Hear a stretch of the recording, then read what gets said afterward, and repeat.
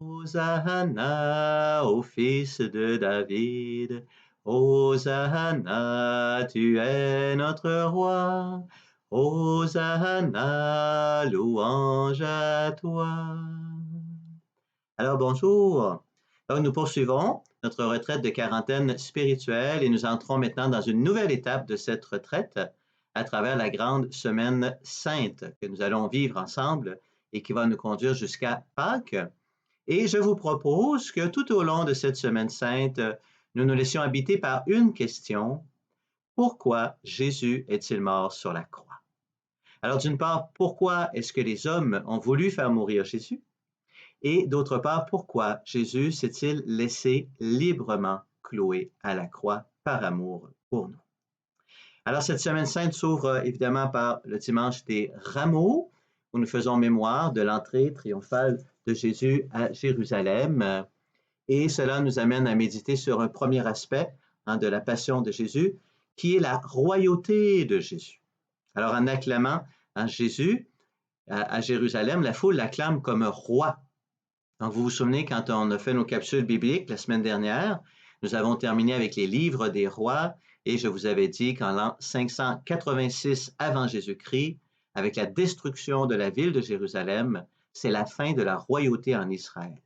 Et depuis ce jour-là, le peuple d'Israël attend la venue d'un nouveau roi qui sera, selon la promesse qui a été faite à David, qui sera un descendant de David et dont le règne sera éternel et dont le règne s'étendra sur toutes les nations de la terre. Alors quand Jésus entre à Jérusalem et que la foule l'acclame, avec les rameaux, avec les cris de joie, ils vont dire « Hosanna au fils de David ». Et l'évangile de Matthieu précise « Ainsi devait s'accomplir la parole prononcée par les prophètes. Réjouis-toi, fille de Sion, voici ton roi qui vient vers toi, plein de douceur et monté sur un petit âne. » Donc, la foule reconnaît en Jésus le roi promis, mais évidemment, elle ne comprend rien à ce qu'est la royauté de Jésus. Et c'est pourquoi, dans quelques jours, la même foule va crier « Crucifie-le ». Les apôtres non plus ne comprennent rien à la royauté de Jésus. Et même après la résurrection, les apôtres vont encore demander à Jésus « Est-ce maintenant que tu vas rétablir la royauté en Israël? » Alors, il faut bien comprendre qu'est-ce que c'est le royaume instauré par Jésus, qu'on appelle le royaume de Dieu, parfois le royaume des cieux, parfois le royaume tout court, parfois le règne de Dieu, comme dans la prière du Notre Père, que ton règne vienne. Alors, cette réalité du royaume traverse tout l'Évangile. La première parole de Jésus, vous vous souvenez, la première prédication de Jésus, c'est « Convertissez-vous, le royaume des cieux s'est approché ». Et si vous survolez l'Évangile de Matthieu, vous allez voir que tous les grands discours de Jésus portent sur le royaume de Dieu. On fait un petit effort de mémoire. Le premier discours, le sermon sur la montagne, commence comment? Heureux les pauvres de cœur, le royaume des cieux est à eux. Ensuite, c'est le discours apostolique. Jésus envoie ses apôtres en mission et leur dit, partout où vous irez, dites, le royaume des cieux s'est approché. Ensuite, c'est le grand discours en parabole. De quoi parlent toutes les paraboles de Jésus? Le royaume de Dieu ressemble à un grain de sénévé, à un filet, à un peu de levain, etc. Le royaume. Ensuite, ça va être le discours communautaire qui commence par une question des apôtres. Qui est le plus grand dans le royaume des cieux? Et à la toute fin de l'Évangile, le discours portant sur la fin des temps, Jésus va dire, le royaume de Dieu sera comparable à. Tout porte sur le royaume de Dieu. Et ce sera évidemment le motif ultime de sa condamnation à mort. C'est le fameux INRI, I-N-R-I, qu'on trouve au sommet de nos crucifix, I-N-R-I, Jésus de Nazareth, roi des Juifs. Donc quand Jésus se présente devant Ponce Pilate, et Pilate va lui demander, es-tu le roi des Juifs?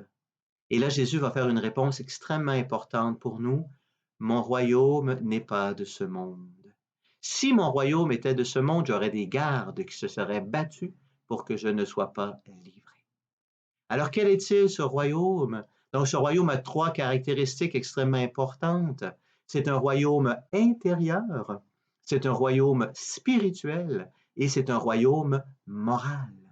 D'abord, intérieur, nous l'avons dit souvent, le royaume s'instaure d'abord dans nos cœurs. Et là, je laisse Jésus être le roi de mon cœur pour établir son royaume d'amour et de vérité, de justice et de paix. Jésus vient combattre en moi tout ce qui s'oppose à ce royaume en moi et qui m'entraîne à faire le mal. Ensuite, c'est un royaume spirituel et moral. Donc, ce n'est pas un royaume politique. Il ne s'oppose pas au royaume de la terre. Hein, comme citoyen, on obéit au roi de la terre, aux dirigeants civils. Mais les dirigeants civils doivent respecter deux limites qui appartiennent au royaume de Jésus. La première, c'est une limite religieuse.